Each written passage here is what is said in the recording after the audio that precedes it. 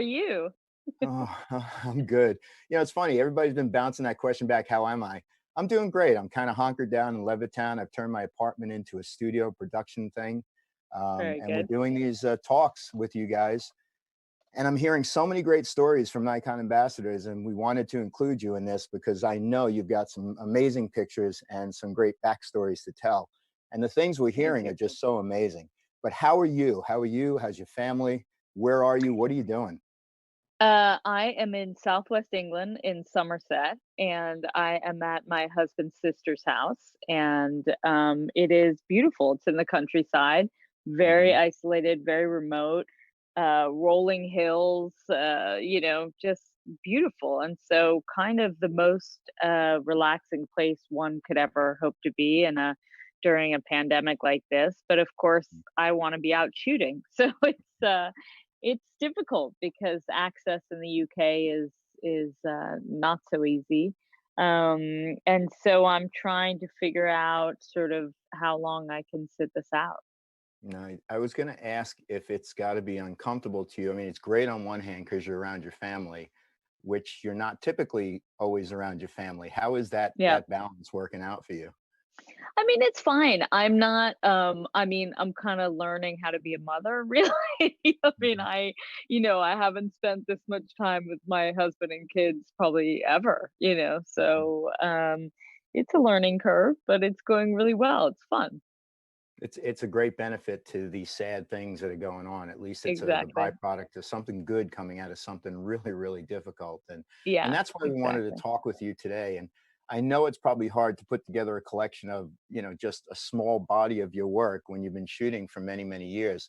Just in case somebody doesn't know who Lynsey Addario is, just give us a little background on how you got started in photography and how you became a conflict photographer. So I never set out to be a conflict photographer. I started photographing when I was very young. I was about 12 or 13, but it was always a hobby. And then I studied international relations and Italian at college at University of Wisconsin. And as soon as I graduated, the only thing I wanted to do was photograph.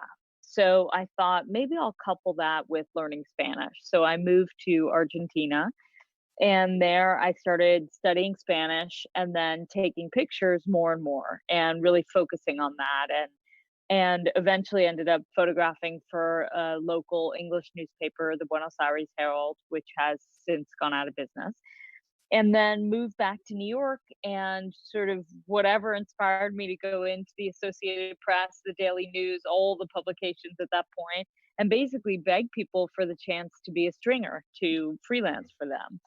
And that was it. I consistently started getting work, and stayed in New York for 3, 4 years while I learned how to be a photographer.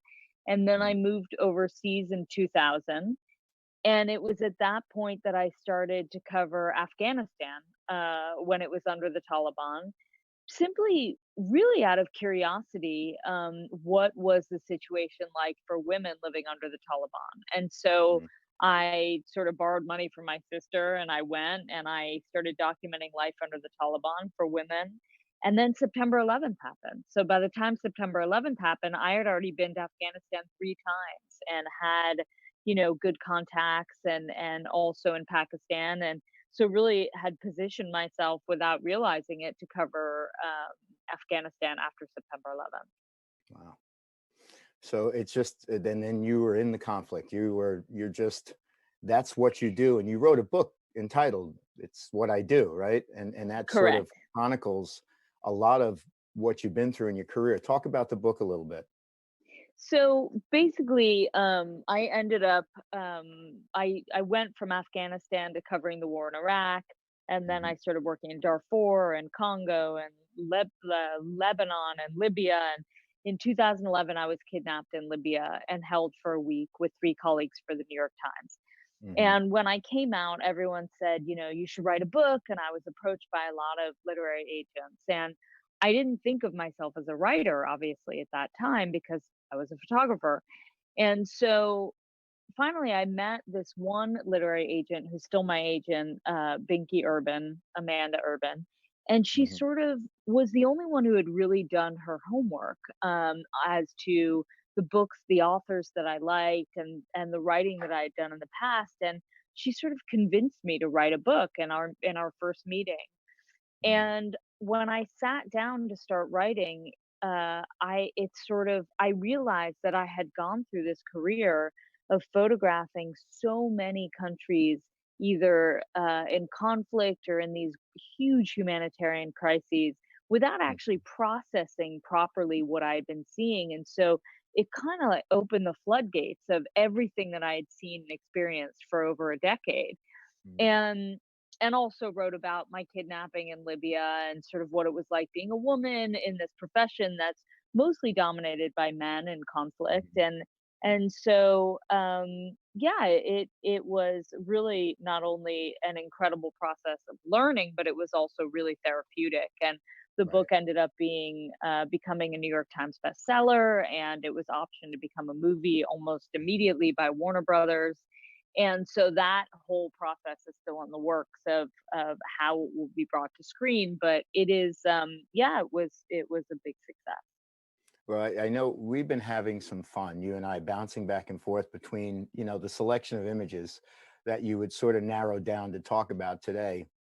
So we thank you for doing that. Sure. And listen, we're open to hearing anything and everything within the backstory of how you got there and how you came to make that picture and why you've actually selected this. So I'm actually going to steal the screen right now, Okay. and we're going to go into show mode. Okay. And I bring up this first picture clearly in combat. Listen, I don't know what it's like to be there, what it takes, or what's happening with you emotionally when you're in these environments. But talk Sure. about this picture.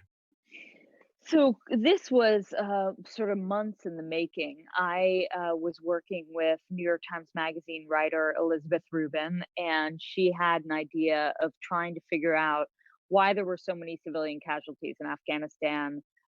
If we had sort of the best military technology, some of the best military technology in the world, and why the war was still going on. And so we uh, we embedded with the 173rd Airborne in the Korangal Valley in Afghanistan, and that was ostensibly one of the most dangerous places in Afghanistan at the time.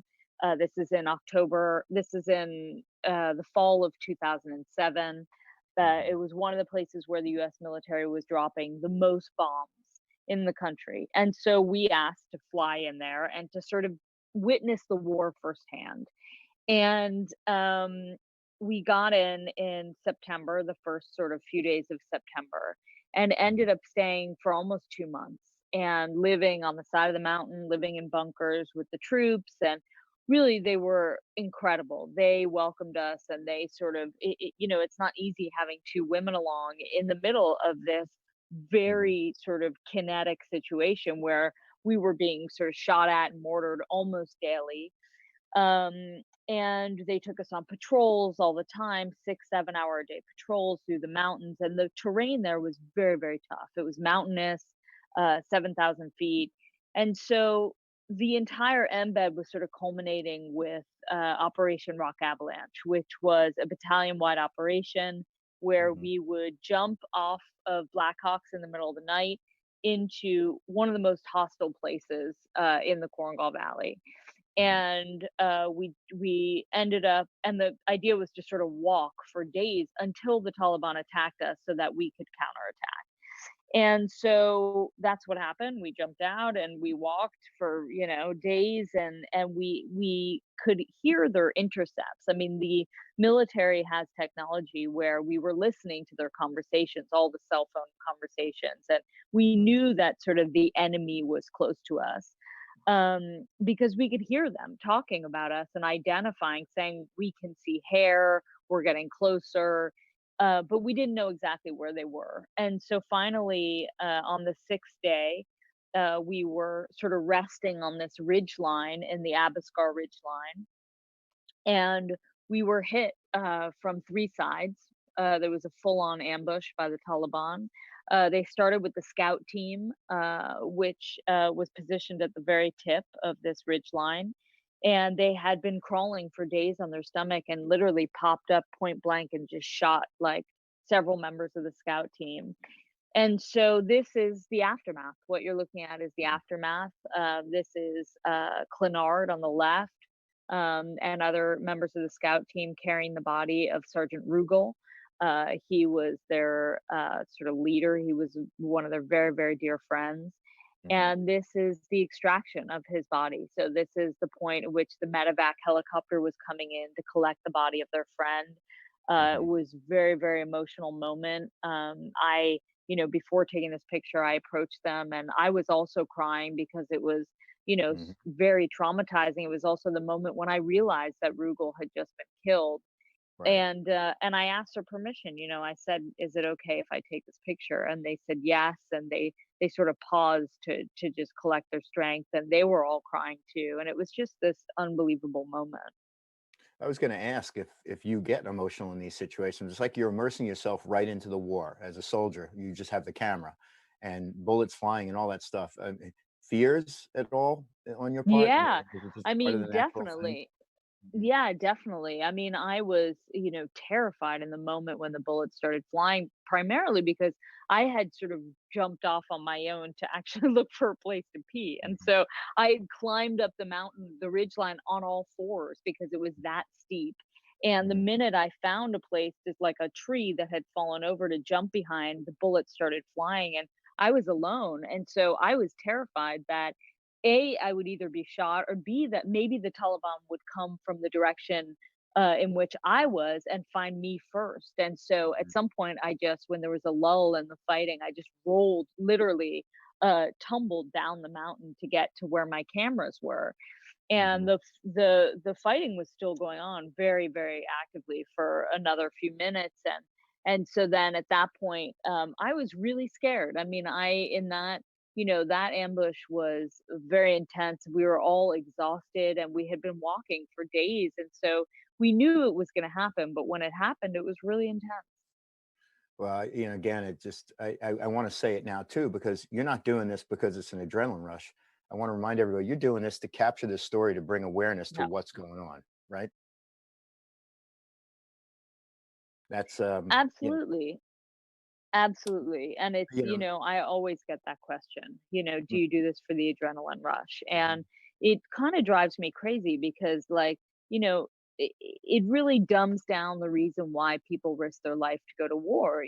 We do this because we believe in the importance of documenting these stories, for the historical record, for Mhm. recounting what actually happens on the ground so policymakers can see the sort of fruits of their policy, Mhm. to bear witness, to pay tribute to the people who are out there. I mean, there are many, many reasons to be a war correspondent, and it is not for the adrenaline rush.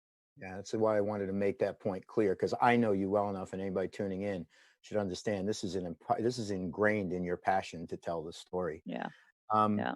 let's move on to the next photo. A very interesting picture. Again, not one that we see every day. Let's talk about this. So this is almost exactly a year later. Again, for the New York Times Magazine. This is in 2008, and I was working for the New York Times Magazine, and with correspondent Dexter Filkins. He was then working for the New York Times. He's now at the New Yorker. Mhm. And he called me up and he's like, "Hey man, I got a great story for us." And I sort of rolled my eyes because I knew when Dexter called it would be dangerous. And we had worked together at that point already for almost a decade, in Afghanistan, Iraq, and he called and he said it was on the Talibanization of Pakistan. And I sort of thought, well, are we really going to go meet the Taliban? Yeah, so he went ahead and he had a few local journalists he was working with and was able to get access. And the night before we were supposed to leave, so he was there for months actually before me. And then he called me and he said, "Okay, come on in because I think the access has been set up." And so I flew into Islamabad and drove to Peshawar. And at that point, his fixer, the local journalist he was working with, spoke to the Taliban commander Haji Namdar and said, "Okay, we're coming tomorrow." And Haji Namdar said, "Great, you're welcome to come tomorrow, but the one thing you cannot do is bring a woman." And so Dexter sort of looked at me and said, well, she's coming. My photographer's a woman. We have to bring a woman. And so the Mhm. the local journalist got very flustered and said, "What do I say to Haji Namdar? He's a big Taliban commander. I can't." So he was racking his brain and finally said, "Okay, I'll figure something out." And then he said, "Okay, you are Mr. Dexter's wife." And no Taliban would leave his wife alone in a strange country or in a strange town. So you have to come with us. We said, okay, we're husband and wife. So we dress up in local clothing and we drive to go meet this commander and his men. And this was so dangerous because while we had an invitation from Haji Namdar, we did not have one from the other Taliban commanders in the territory leading to him. So we made it to Haji Namdar, and the men went inside and then asked if I could come in. And I went in. It was this sort of very small room with, a lot of Taliban fighters. And Dexter said, "Hey, Haji Namdar, thanks for letting my wife come, And Haji Namdar sort of said, "Yes, it's fine, it's fine." And Dexter said, "My wife happens to have a camera. Would you mind if she took some pictures?" And so I'm fully veiled. I mean, I'm literally wearing like you can't see any of my face, no nothing. And I pull out of my bag my giant Nikon. I think it was like a D3, D3X. I don't remember. This was in 2008, Mhm. and I thought, "There's no way he's gonna believe I'm just Dexter's wife," I have, like, and so I just started shooting, and he didn't even care. I think it was just, like, getting past that initial moment, and then eventually they ended up sort of taking us on a tour of all the territory that they commanded in the tribal area of Pakistan, and so this is part of that series, and this was part of the New York Times Pulitzer Prize, package in 2009 that won for international reporting. It's an amazing photo, and I mean, it's just so captivating, and you look right into their eyes. I mean, as you roll through this image, and it's a great storytelling image. Again, you mentioned it, Right. the fear of being in there. I mean, that's real gun. Those are real soldiers, and they're not going Yeah. to play. I mean, No, and no, that's no, no. I mean, an amazing these thing. are Taliban fighters. I mean, at one point, not these guys, but another group of guys were driving us around, and they sort of stopped the car in the middle of this tribal area and said, and they sort of stopped the car and looked back at me and Dexter and said, "We kill you now, $20 million." And they started laughing, and we were like, "Okay, can you please not kill us?" I mean, it was like we were completely in their hands. When you're in these moments, are you at all thinking about home, or do you just stay focused? I am here. If I start thinking about home, it's just going to drive me crazy. But what are you thinking in the moment? Do you think about home at all? Not in those moments. I mean, I'm really thinking about just staying alive and, like, trying to be very focused, being very aware, like, scanning the area around me, around the car, making sure I'm not doing anything that will offend anyone, especially in this situation where there are no women in public at all. So it's like I have to be very make sure that my headscarf is in the right position or that I'm fully veiled or that, everything. I mean, it's a constant sort of just making sure that I'm okay. Do you balance how much you shoot? Like, I can imagine if you have the camera up constantly, they're gonna start to become more aware. Do you kinda like a little Exactly. bit at a time, and then you make Yeah, those pictures so no, you exactly. I'm super judicious in those moments about when I'm shooting. So I'm not shooting that much. I'm like kind of waiting until there actually, is a photo that I think is worth making people nervous for. And so it was really, there were only a few moments kind of in that afternoon where I can make pictures. And it was really, yeah, you're not just shooting like you would any other situation. oh, this is an incredibly powerful picture, and thank you for sharing that story with Right. us. As we roll on, I've seen this picture before. I love this image. I mean, Thank it's just you. again so powerful with the subjects and the color and the balance of everything.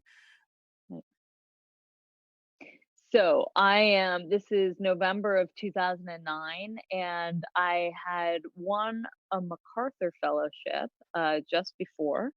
And I wanted to find a project to really invest my time and my work in that wasn't really being told comprehensively. And so I looked at maternal mortality and why there were so many women dying in childbirth around the world. I think at that point there were over a half a million women dying in childbirth per year.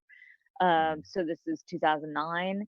And Afghanistan was one of the countries where those rates were very high. And so I went to Badakhshan province. It's a Mhm. very remote province in Afghanistan, and the numbers of women dying in childbirth were quite high there. And and I went to these very remote villages where there were not hospitals; they were just local clinics, if that. Or there would be outreach workers, so a doctor and a midwife would have an announcement made at a local mosque that a doctor or midwife will be coming, and all the women from the surrounding villages would just gather in someone's house and basically line up to be checked up. And so I spent sort of a week or two doing that, documenting life in these very remote villages. Mhm. And on my way back, I was driving with Dr. Ziba, who was my she was with UNFPA, the Population Fund, and she was helping me as a translator. And we saw these two women on the side of the mountain. And I had been working in Afghanistan for a decade at that point, and she was Afghan, living in New Zealand, and we knew something was wrong because there was no man with them. So when you see two women in a very remote area in Afghanistan without a man, you can assume that there's something is happening because that's not very common. So we stopped the car and ran up to the side of the mountain and said, "What's going on?" And it turned out the woman on the right, Nornisa, was in labor, and her husband's first wife had died in childbirth, and he was so determined to not lose Nornisa that he had managed to get his hands on a car. They lived in a very remote village, which would have taken them 12 hours on a donkey, or they never could have made it to a hospital easily. Mhm. And he did get a car, but the car broke down on the way to the hospital. And Mhm. so when we found them, the car had just broken down, her water had just broken. They were stranded on the side of the road. And so I said, "Well, just get in my car. I'll take you to the hospital." And they Mhm. said, "We can't, we need permission from Nornisa's husband," but he had gone to look for another car. And so I looked at Dr. Ziba and I said, "Look, you got to go find the husband." And so she said, "Okay." So luckily there was one road in the entire province. And that itself is one of the reasons why there are very many women dying in childbirth, because transportation to a hospital is very hard. And Mhm. so she managed to find the husband, bring him back, and I brought the whole family to the hospital, and she delivered safely. And everyone always asked me if I continued shooting, if I photographed the birth, and I did not, because I felt like she never would have made it to the hospital had I not given them a ride. And I just decided, you know, I shot about 3 or 4 frames of this entire scene, and this is one of them. And actually, National Geographic, in the print edition of this story, it ended up for National Geographic, they did not choose this frame. They chose a different frame, and we had a huge fight over which image would run, and they never chose this Mm. It's I guess you run into that with image. editing a lot, I guess, as photographers. We see it one way, the editors see it a different way. Give Yeah, me a little absolutely. insight on all 3 of these pictures. I mean, I'm sure it applies to all, but take us back to you are home, you get the call. How are you packing? What are you bringing in the way of gear? How are you dealing with batteries, things like that? Can you address that just a little bit? Yeah, I mean, every assignment is so different. So if we back up to the Korangal Valley on a military embed, what I'm bringing is totally different from what I'm going to bring to cover civilians in Afghanistan. Because when I'm with the military, I can wear pants, I can wear cargo pants. I'm dressed. I don't wear camouflage when I'm with the military because you don't want to be mistaken for being a soldier. But I can wear tan colored cargo pants, t-shirts or wool layers, a lot of layers because it gets very cold. It's in the mountains. Mhm. I have all the gear I'll need for what you can imagine living on the side of the mountain. So I have a headlamp, I have a mosquito net, I have an immersion heater to heat water and make my coffee in the morning. My Mhm. coffee cup, my travel mug. I have my coffee supplies. I have protein bars. I have medication. So I have Tylenol, I have Advil, I have Cipro in case I get an infection. Mhm. I have all sorts. I have water purifying tablets. Mhm. I have my flak jacket, my helmet. I have running shoes, I have hiking boots, flip-flops usually to go to the shower. And then, so very pared down. Equipment is very pared down. My camera gear, I usually bring, on a normal assignment, I'll bring 2 bodies. Mhm. On an assignment, a military embed, I would bring 3 because you can assume that one might fail because we're sort of diving and ducking for cover and the conditions are really tough. It's very dusty. Mhm. But I have to say my Nikons always hold up. Mm. And so I bring 3 bodies and I'll bring a long lens, 70 to 200, Mhm. a 24 to 70, usually a few fixed lenses because if I have to shoot at night, I don't use flash. So I'll bring, a 35, a 50, a 28, or a 24, depending. And Mhm. that's it really. And maybe an on-camera mic. But a lot of, most of it is gear and cables. So much of what I'm carrying around is electronic gear. Very cool. All Yeah. right, we're going to move on to this picture of refugees. Again, another picture I've seen before. What is the story behind this? So this is 2013. So this is kind of at the beginning of the Syrian war. When their Syrians started fleeing en masse from Syria to other neighboring countries. And I'll just sort of start this by backing up and saying, I covered the war in Iraq in 2003 and 4, and I spent most of my time in 2003 and 4 in Iraq and was photographing Iraqis fleeing to Syria. So in 2013, I remember I was sitting at home. It was 2013, and I was in London, and I had seen on TV that like thousands of Syrians were fleeing into northern Iraq. And I called the New York Times. I called my editor at the time, and I said, can I go? And he said, get on the first plane. And I flew all night. I landed. We went directly to the border. And this is actually, we went to the border, and initially I was in the no man's land between northern Iraq and Syria. And I was kind of walking in. There were all these, like, this area is mine, this area is mine. So I'm walking, I'm looking where I'm going, and I'm photographing people streaming toward me. So their faces as they're coming toward me. And, it was this unbelievable scene. It was this massive exodus from Syria. And they were holding, whatever they could carry, they were bringing with them. And so I'm shooting and shooting, shooting. And then suddenly the security guy who was with me said, turn around. And it didn't even dawn on me to get the backside. And I turned around, and this is the scene that actually I didn't even see it. The security guy was like pointing it out to me. And I turned around and it looked like a painting. The people looked like little figures, kind of almost like a puzzle. And so I started shooting and I sent it right away. And it was, I think it was on the front page of the New York Times. Hmm.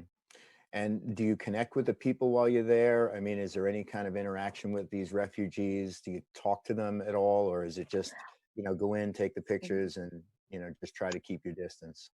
No, I don't ever try and keep my distance unless it's a security thing. I always am trying to sort of make eye contact, kind of pause and look at them and hold up my camera and make sure it's okay. I mean, people really tell you if they don't want to be photographed, obviously. In a situation like this where there are thousands of people sort of streaming out, they understand the news value. I mean, everyone is pretty savvy about the role of journalists and documenting a situation like this. Some people say thank you. I'm thanked a lot when I'm working for just being where I am because they also believe that they want their stories told and that they want the world to be aware of what they're going through. Mhm. So yeah, it really depends. But in this situation, I was pausing and sort of making eye contact. On occasion, I would ask someone where they were from or what their name was if I had a very clear image of their face or if they were holding a child. Mhm. And I would think that you would shoot a little bit more here because you're a little more open. And I'm sorry we're limiting you to the Yeah. one picture within the story because, as I've said to other journalists, you have an essay, a body of work that helped tell this story, but this is one that is super impactful. And again, can't thank you enough for sharing it with us. Sure. Um, I found this to be a fascinating picture too. Again, just everything coming together between the weather and, the color and Yeah. the subject. Where are you here, and how did you get there? So this is kind of my favorite type of sky, in the sense that it's that dark, ominous clouds, but you still get the golden light if the sun is still out. And so I am in South Sudan. I'm in a place called Nial, which was a small island in the Sud, which is one of the biggest swamps in the world. Hmm. And basically it was there was a lot of fighting going on in South Sudan in 2014 and Hmm. 15, and the New York Times Magazine had this idea of doing a series called The Displaced, where we followed three children who had been displaced by war in different countries. And I had proposed South Sudan because it was a place where I had worked pretty extensively, and I thought it was important to represent there. And so ahead before I went in, there was a team, a virtual reality team that went in with UNICEF, and they were helping us identify children who were who had experienced, fleeing for their lives, but who were okay to talk about it, because it's very sensitive when you're photographing and dealing with children, obviously, who have witnessed war. Hmm. And so Chol, who's pictured here, is one of the children that we settled on for the New York Times Magazine. And we spent 5 days on this very small island, and basically we intercepted his journey. Hmm. And several months before we met him, his village had been attacked by armed men, and his father was killed in front of him, put in a thatched hut and set on fire, and Chol was hiding in the swamp and watching this, Hmm. and his whole village was attacked. And so Chol, his sister, one of his 7 siblings, or one of his 8 siblings, and his grandmother started swimming for their lives, and they started swimming through these swamps away from their village, leaving his mother, his 8 siblings, and the rest of the family behind, and ended up swimming for months through these swamps, stopping on these tiny little islands to sort of regain their energy. They would go Right. fishing in the swamp to try and find. They would eat lily pads. I mean, there are crocodiles in these swamps. It's unbelievable.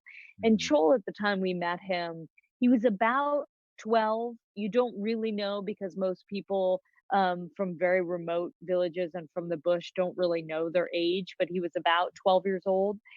And so we spent 5 days with him listening to the story of how he fled and how he and his grandmother and sister survived. And one afternoon, I went out with him fishing, because he was now sort of the man of the family, because his father had been killed at 12 years old. So he was going fishing to get fish to feed the rest of, his grandmother and his sister and other Hmm. people that they were staying with. And so this is one of those images. And I've kept in touch with Chol over the years, and his grandmother. And I actually went back to South Sudan several years later, and managed to find his mother, who was still alive. And he didn't even know that his mother was still alive, because she lived in an area so remote that there are no phones. So she didn't know he had survived, and he didn't know she had survived. So when Wow. I found his mother through ICRC, which does relative tracing, people who have been disconnected through war or separated through war. I managed to find her, and I said, I will. We can't call him because there's no phone service, but do you want to say something to your son? And I can record a video of you talking to your son, and I will go to Kenya, where he ended up fleeing to, and bring it to him. And so that's what we did. And I set up my camera on a tripod and recorded this long message of Chol's mother to Chol, and brought it to him in Kenya. That's amazing how you bring them back together. Yeah, It's like a needle in a haystack kind it of was thing, almost incredible. impossible. I mean, I'd call Yeah, it it was a miracle. incredible. It's very Yeah. humbling. This reminds me of an assignment I did in Vietnam, and photographing children on houseboats was part of what we ran into. It's got to Mhm. be humbling to see that you mentioned before. There's no phones, there's no cell phones, there's no Snapchat, there's no Facebook, Yeah, there's no technologies that we're just so commonly used to. I mean, do you feel yeah. that? And when you come home, do you what's your feeling about the contrast between the way we live and the way they live? I mean, there's an incredible beauty in the simplicity, I mean, it's amazing to Uh-oh, I think there's a child coming. There's Totally cool. a really so there's an incredible beauty in the simplicity, like, Mhm. of not being distracted all the time by your phones, of not, of kids are kids. They're out playing with footballs. They're out, he's out fishing in the river. It's just a very kind of, um, I'd say primal, not in a negative. It's a very sort of beautiful existence where you're living off the land. At the same time, technology affords us so many things that they need, like education and communication, and there's so much more that technology brings that, of course, they're missing. Mhm.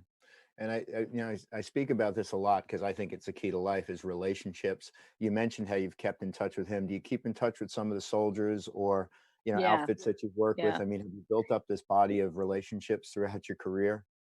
Yeah, absolutely. So, Clenard, the soldier that I photographed, carrying the body of Rugal, Mhm, we've been in touch, and in fact, for my first photo book called "Of Love and War," I ended up there's a section in that book where I interviewed Clenard about what it was like for him to have a photographer like me photographing him in that vulnerable moment. So, mhm, mhm, sort of his recollection of that day. And so that is sort of a two-page spread in my book, and very important for me to have had in that book. It felt, sometimes we obviously see images from the perspective of the photographer. And I think it's fascinating to go back and to interview the subjects about their experience, not only in that moment, but also with the camera and with the photographer. So I'm in touch with him, in touch with a friend of mine who was a Marine in southern Afghanistan, who's now a New York fireman. And so mhm. he's a very good friend. I mean, a lot of the guys that I was embedded with, I'm still in touch with. And I think that would speak the same to the other journalists that you're working with too. I guess many of you travel to the same places together and you've got that same tight relationship. Absolutely. I think there's like sort of this unspoken bond that we all share just by virtue of having this lifestyle and having experienced such intensity together. And, we've all been through moments that are sort of inexplicable to people who don't cover war. And I think that it sort of binds us in a way that it will last for life, really. Mm, awesome. All right, we got another picture coming up here. This one, Oh my God, another one. yeah. So, Now, oh, this is a tough one. So, let's see, December 1st, 2009, I was embedded with the medevac teams in southern Afghanistan. And we got a call for an alpha, which is the most gravely wounded soldier. And when there is an alpha, everything happens like this. I mean, there's absolutely no time to prepare for anything. So it's through night vision goggles. It was pitch black. I jumped in the medevac in the Black Hawk, put on the night vision, had my cameras. The flight was about 2 or 3 minutes. It was a very quick flight, mhm, and I'm trying to sort of focus through the night vision. It's very difficult to understand sort of depth perception with night through night vision goggles. And I put them in front of my lens so I can sort of be shooting as I was seeing in the dark. And suddenly they put this young man on the floor of the helicopter, and he was wrapped in a blanket, and he seemed unresponsive, but I couldn't really tell if it was just because it was difficult to focus. mhm, And we flew back to base, and there was a field hospital there, a sort of the frontline trauma hospital. And mhm, so immediately there was a whole team of doctors, Navy medics, doctors, nurses waiting to receive him. Brought him inside, put him on the operating table. This is in a tent hospital, but the doctors were incredible. Immediately they were sort of giving him blood. He needed I think they gave him 9 pints of blood. He had lost an extraordinary amount of blood. He wasn't conscious, but they were massaging his heart. They cut open his chest. They were talking to him. The room was silent. It had filled up with not only Marines, but with officers and medics and Navy medics, and everyone had just sort of filled the room, and we're just waiting to see if he would survive. And about 29 minutes or 28 minutes went by, and they eventually pronounced him dead. And, and I remember in that moment thinking, "I can't believe he's died, and his parents don't even know yet." Like, we know before his family, and what a tragedy. He was so young, he looked so young, and then they had this beautiful ceremony where they brought out a flag, and I'd never seen this before in 10 years of embedding with the military, or 8 years of embedding with the military. They brought Mhm. out this flag and they said a prayer over his body right away before they carried him outside. Um, and then I ended up, in touch with his father. I had to ask permission if I could use the photograph, and his father and I ended up establishing sort of a very long-term relationship, and we've actually spoken at a veterans conference together where we talked about what it was like for me to be there with his son and for him to hear from me, and sort of we've spoken together at a conference, and we've remained close. There's an understanding then of the family that their son was doing what he wanted to do, but the reality of war, and I'm looking at this picture and seeing every set of eyes on every face, and it tells an even bigger story, I guess. I just so you every once in a while then will reach out to parents to ask permission to use the photos. So this no, that was military policy. So right Okay. after, literally right after he passed away, the public affairs officers with the Marines came to me and said, "You need permission from the parents before you can publish anything that Mhm. shows his face or any identifying marks, so tattoos, anything that would show his identity." And I knew the rules. I mean, I'd been doing embeds for a long time, and Mhm. they said, and but the rule was I couldn't call the parents. They had to call me. So I passed my phone number along, my details on, and basically waited for his father or his mother to call me. And so he died on December 1st, and I think his father first called me on December 17th. Mhm. It was right before Christmas, and said, "I understand you were with my son when he died, and I would like for you to tell me every single thing you remember about his death." He said, Mhm. "Because the only thing I know was that he was killed in combat operations in Afghanistan." And he Mhm. said, "Can you tell me everything?" And it was the most heartbreaking conversation, one of the most heartbreaking conversations I've ever had. Mhm. Again, it's this type of picture though that brings awareness to the world that we don't see the scenes or we don't hear these backstories a lot of times in the news, and it's great that you have represented this and that the dad has spoken with you. I mean, clearly it's an amazing conversation to have, and quite a powerful picture, and I appreciate you sharing it. We appreciate you Sure. sharing it, especially as emotional as it is. Is there ever a time where you just say, "I'm not picking up the camera"? Yeah, I mean, I think first of all, permission is important to me, and I think, if someone asks me not to photograph, I won't.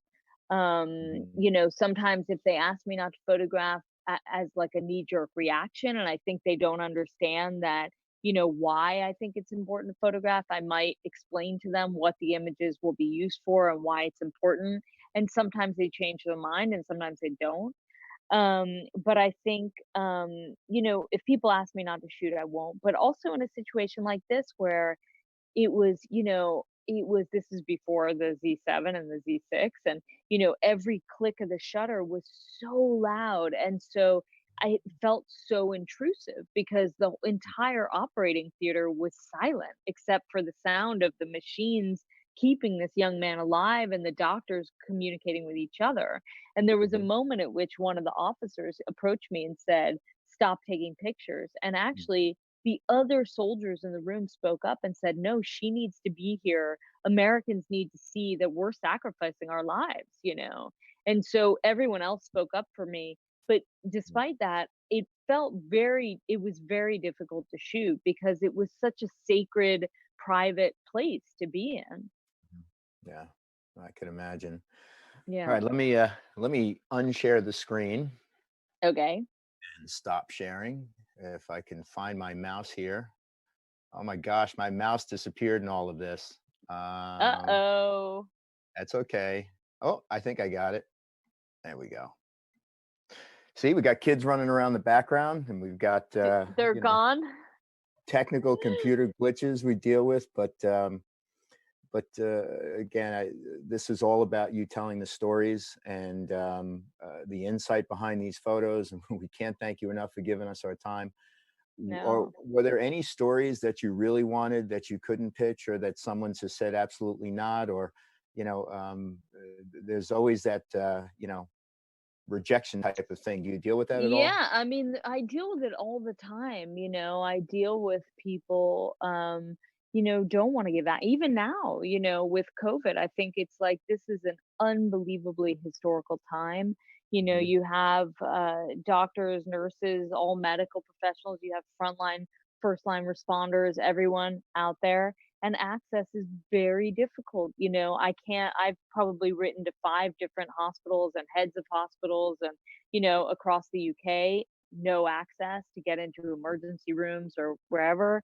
mhm, Um, I think even in New York, I'm even trying to get access in New York to travel around with, some paramedics. And I think it's very, very difficult. So, mhm. yeah, this is I mean, one of those cases. with everything you've seen, I guess this is as unprecedented a situation we've had in this world, at least in my lifetime, It's and I'm sure insane. in Yeah. almost everybody's. And but Yeah. I do did wonder, are you reaching out? Are you trying to tell a story? I mean, I tried to pull a camera up and just take pictures around some of the markets here and grocery stores, and it's just a different. These pictures will Yeah. tell a story 20, 30, 40, 100 years from now. Exactly. And Exactly. so I can imagine that. But of course, it's a hard thing to do. And to me, the rubber gloves on the ground and the stories to be told, it's just some insane things going on. But Yeah. I mean, go ahead. yeah. I just think, this is gonna go on for a long time, for better or worse. I think it's also a story that's happening around the world, and I think we all this is a situation where all photographers, all journalists can play a part and really sort of funnel into the collective body of work, because I do think, yeah, this is a situation where we will, none of us have ever witnessed before, Mhm, and hopefully we won't witness it again. And I think it's really important to have a historical document of this time, and we can all play a little part in that. mhm. Are you pitching any other stories globally that fit outside of COVID, that you will It's work funny. on in the month or two when Well, I I come back hope to normal? so. I hope so, but no one wants to hear of anything but COVID. I mean, literally, it's like all of my editors are so kind of, eyes glazed over because no one has the capacity to think beyond this. They Mhm, don't really know how long it'll go on for either. mhm, I've just applied, I've just sort of pitched a story now on the environment, but I have no idea if I don't know what'll come through outside of coronavirus. well, we all hope and pray we get back to some sense of normalcy real soon, and Yeah, get, for sure. that we never forget this, and that, Yeah, we just continue to tell great stories. Again, yeah, what we really want to do is have you present these really cool images and tell the backstory behind them. I mean, obviously, these are very, very sensitive photos for you within your career. So again, I apologize for asking you to narrow it down to just a few, but no. we certainly wish you well, and thank you so much, and hope you and your family remain safe.